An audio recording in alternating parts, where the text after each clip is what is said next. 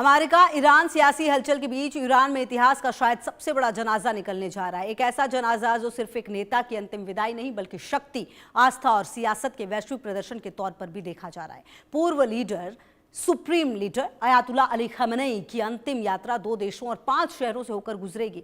इस ऐतिहासिक अंतिम सफर में प्रधानमंत्री नरेंद्र मोदी समेत कई भारतीय नेताओं को भी आमंत्रित किया गया। आखिर क्यों खamenei का जनाजा इतना विशाल होने जा रहा है? क्यों ये अंतिम यात्रा सिर्फ शोक नहीं बल्कि एक बड़ा राजनीतिक संदेश भी है? एक रिपोर्ट। अयातुल्लाह अली खamenei ईरान के पूर्व सुप्रीम लीडर अमेरिका इजराइल के 28 फरवरी के संयुक्त हमले में मारे गए थे। अब 4 महीने बाद अली खamenei का राजकीय अंतिम संस्कार अगले हफ्ते होगा। उनके जनाजे में 1 करोड़ से ज्यादा लोगों के शामिल होने की संभावना भी जताई जा रही है। अयातुल्लाह अली खamenei की अंतिम यात्रा 2 देशों और 5 शहरों से होकर गुजरेगी। ईरान ही नहीं, इराक से भी गुजरेगी खamenei की अंतिम यात्रा। और प्रधानमंत्री नरेंद्र मोदी समेत कई भारतीय नेताओं को भी अली खamenei के अंतिम संस्कार में आमंत्रित किया गया है। दिवंगत अयातुल्लाह अली खamenei की राजकीय अंतिम यात्रा 4 जुलाई से शुरू होगी और 9 जुलाई को उन्हें सुपुर्द-ए-खाक किया जाएगा।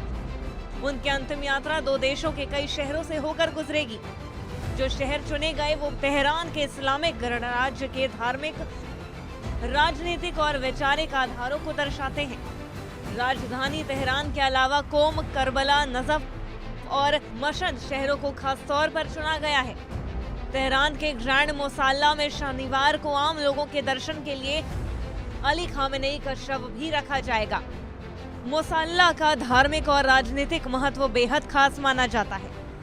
तेहरान की सड़कों से अंतिम संस्कार यात्रा का गुजरना देश के राजनीतिक केंद्रों से अंतिम विदाई का प्रतीक माना जा रहा है। और यही राष्ट्रपति कार्यालय, संसद, न्यायपालिका, सैन्य मुख्यालय और राज्य के प्रमुख सत्ता केंद्र मौजूद हैं। ये जुलूस न केवल शोक की सार्वजनिक अभिव्यक्ति होगा बल्कि बदलाव के इस दौर में देश के नेतृत्व की निरंतरता का संकेत भी देगा। इसके बाद अली खamenei का जनाजा शिया शिक्षा के प्रमुख केंद्र कोम ले जाया जाएगा।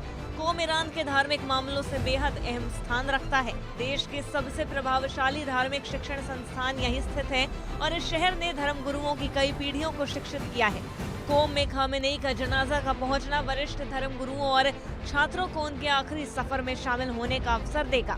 ईरान के शहरों के अलावा अली खamenei का जनाजा इराक भी ले जाया जाएगा। इराक का करबला शहर शियाइयों के सबसे पवित्र शहरों में गिना जाता है। यही तीसरा शिया इमाम हुसैन की मजार स्थित है। करबला में खamenei के जनाजे का पहुंचना ईरान के लिए कुर्बानी और दृढ़ता के प्रतीक को और मजबूत करेगा, जो इमाम हुसैन की विरासत से गहराई से जुड़ा हुआ है। इसके अलावा अगर बात की जाए तो इराक के नजफ में भी खamenei का अंतिम संस्कार जुलूस निकाला जाएगा। नजफ में पहले शिया इमाम अली की मजार है, जहां पर यह शहर दुनिया में शिया विद्वता के सबसे प्रतिष्ठित केंद्रों में से एक माना जाता है। नजफ में कार्यक्रम आयोजित होने से ईरान की सीमाओं से पूरी तरीके से शिया कम्युनिटी में खamenei की अहमियत और प्रभाव स्पष्ट होगा। कहाँ होगा अंतिम संस्कार? ईरान के पवित्र शहर मशहद में अली खamenei को दफनाया जाएगा। यहाँ इमाम रजा की मजार है। हर साल लाखों श्रद्धालु यहाँ पहुँचते हैं और अली खamenei का जन्म मशहद में ही हुआ था। उन्होंने अपनी शुरुआती जिंदगी भी यही बिताई। ईरान के पूर्व सर्वोच्च नेता अयातुल्लाह अली खamenei की अंतिम यात्रा के इतने विशाल होने के पीछे धार्मिक, राजनीतिक और ऐतिहासिक तीनों कारण हैं। अली खamenei ने 1979 से लेकर 2026 तक लगभग 37 सालों तक ईरान के सर्वोच्च नेता के रूप में शासन किया। खamenei देश के धार्मिक, सैन्य और राजनीतिक मामलों के अंतिम नीति निर्माता रहे हैं। ईरान के सरकारी मीडिया और उनके समर्थकों ने उन्हें शहीद इमाम खamenei का दर्जा दिया, जिससे शिया मुस्लिम समुदाय में उनके प्रति धार्मिक श्रद्धा और अधिक बढ़ चुकी है। दोनों देशों और 5 शहरों में फैली खamenei की अंतिम संस्कार योजना बेहद व्यापक है और ये करीब 6 दिनों तक चलेगी और ईरान तथा इराक के कम से कम 5 प्रमुख शहरों से होकर गुजरेगी। सरकार को उम्मीद है कि इस अंतिम यात्रा में करोड़ों लोग शामिल होंगे, जो 1979 में ईरान के संस्थापक अयातुल्लाह रहमतुल्लाह खamenei के अंतिम संस्कार में उमड़ी रिकॉर्ड भीड़ को भी पीछे छोड़ सकता है। खamenei की मृत्यु सिर्फ एक सैन्य टकराव के दौरान हुई थी। ईरानी सरकार और रिवोल्यूशनरी गार्ड यानी IRGC इस अंतिम यात्रा का उपयोग देश के भीतर बाहरी ताकतों जैसी अमेरिका और इजराइल के खिलाफ अपनी ताकत, राष्ट्रीय एकता और क्रांति के प्रति वफादारी दिखाने के लिए कर रहे हैं।